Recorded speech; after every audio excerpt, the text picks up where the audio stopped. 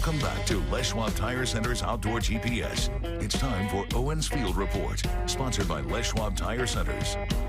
Welcome back, everyone. Thank you very much for joining us this morning. We're lucky enough to have Mr. Bill Herzog here in the studio. Bill, it's good to see you again, man. Always a great time down It's here, only been Owen. a couple of weeks, but we got a completely different topic we're going to talk about today. Yes, we do. Rooster tails, throwing for trout, how you like going after them, and you've got an upcoming trout trip that you're taking over to Montana, so that'll be interesting as well. Oh, several, I sure do. It's big trout time. Yeah. It's ice out, and that is the magic words over in Montana. That means the big browns, the big rainbows are from me to you. Off the bank, easy to catch, and they're stupid and hungry. We all love fish when they're like that. Makes things a little bit easier. Yes. You actually have a report to share. You were up north with Owin. Yes. And you picked up some early blackmouth, is that right? Yeah. Okay. What's really cool, the Area 10 opener, it's a month later than usual. So the WDFW, we rarely give them props, but we're doing it now. Opening it up a month later like this, the fish are all grown. They've gotten much larger. Very few encounters with sublegals, and so you can leave it open a lot longer, or less encounters. But there's so many beautiful big blackmouth out there, and there's springers mixed in with them. So those of you that don't... Oh, well, yeah. What are the Columbia River springers? Well, they could be going anyways. Several places in the South Sound that raise spring Chinook. Oh, okay. So they come through, and about every other one is a greenback thick one, and you're like, oh dear, look what I got. Yeah, I don't have to go to the Columbia and weed through smelt. Which has been kind of the report, as you are all aware of. But let's go ahead and show you a photo. This is Mike Surdick from Ray Marine. Now, we had him in here just a week or so ago as one of our newest sponsors here at Outdoor GPS, Ray Marine. And he actually made the trek down from northern Washington to hang out in the lower Columbia. And like I mentioned, plug fishing has been... If it's not plugs or a spin and glow, it's been super tough fishing out there. And Mike was able to make it happen. Although I haven't heard from him this morning, but look at that. It's beautiful spring Chinook with, it looks like a, I think that looks like a 14 killer fish. So well done, Mike. At least somebody's catching some fish around here, because it ain't me yet. Fish count, so let's take a look at those and find out what we can really expect this upcoming week. Nothing is going over the falls at Oregon City, totally normal. Taking a look at the Columbia at Bonneville,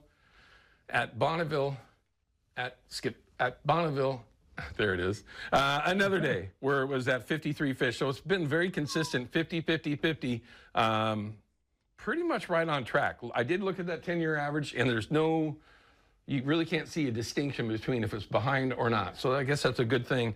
But there's certainly a bunch of fish in the river with only 445 over the dam. This is going to be a big topic when they do have that meeting on Wednesday, to find out if we ultimately do get some sort of an extension below Bonneville Dam. Turbidity on the Willamette, though, is now to where I would say perfect, right around 7, 8 as far as turbidity goes. It doesn't look like that should change. When we get to the river levels, you'll see that there's a little bit of a bounce coming. I wouldn't expect it to mud the river out. But overall, there is going to be a little bit of an increase, which you don't need to worry about. But on the Willamette, it's certainly going to have a little bit of a bounce. It looks like the Columbia might have a little bit of a bounce as well. Taking a look at the falls at Oregon City. So right now it's in the 10s, and it's going to get up into the 14s. So Monday, Tuesday, Wednesday, maybe not the best days, but still very, very fishable. Not too much of a bounce where it's not going to be worth going. But when it does level off, what is interesting is how high it's supposed to stay instead of just turning over. So we'll have to see if that's because of warm weather or a bunch of rain that might be coming into the area. But take a look at the Columbia, same thing, which I find interesting with the water coming from above Bonneville. But yes, a little bit of a bounce.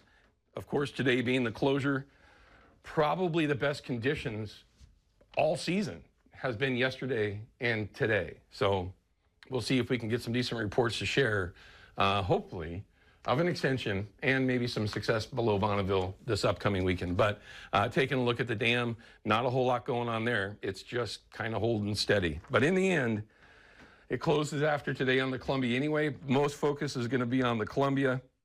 And if maybe you'd like to get involved a little bit more, here's an easy way to do it. It's the CCA. The CCA has their Salem banquet that's coming up. By the way, big thanks for all the people that showed up on Wednesday down in Salem when they were having their meeting talking about the importance of hatcheries here in Oregon. There was a huge turnout of CCA members and others in favor, of course, like most folks with common sense, of the benefits of hatcheries here in Oregon. It went excellent. So thanks for all those folks that spent the time and went down there. But don't forget, something free, right? Send Jason at procure.com an email, and you'll be entered in to win that prize pack each week.